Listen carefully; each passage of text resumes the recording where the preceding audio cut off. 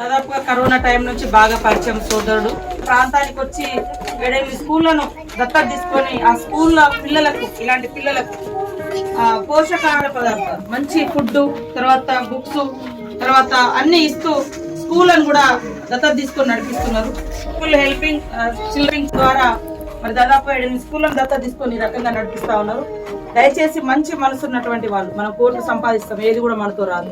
కానీ కొంతమందికి ఇలా విద్యను అందుకోలేనటువంటి వాళ్ళకు, విద్య పొందే అవకాశాలు లేనటువంటి వాళ్ళకు మనం ఇస్తే, విద్యను అందించే అవకాశం ఇస్తే, పొందే అవకాశం ఇస్తే వాళ్ళు గొప్ప వ్యక్తులుగా తయారైతే ఈ సమాజం బాగుపడుతుంది. ఒక మొక్కను పెడితే అది ఎంత పెద్ద చెట్టు అయితే మనకు ఎంత ఫలితాన్ని వస్తుందో ఆ రకంగా ఇప్పటి నుంచి పిల్లలకు ఎడ్యుకేషన్ ఇవ్వడం అనేది ఇంపార్టెంట్.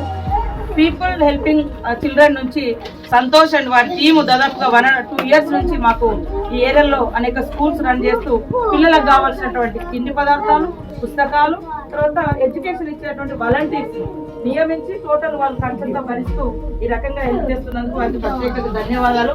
దయచేసి ఎవరైనా ఉంటే సంతోష్ ద్వారా కూడా మా ఏరియాకు రావాలని, సంతోష్ని ఆదర్శంగా తీసుకోవాలని మనస్ఫూర్తిగా కోరుకుంటూ అందరికీ నమస్కారాలు. Welcome to Mulugu. అన్నం తిన్నారా? దూడ తింటే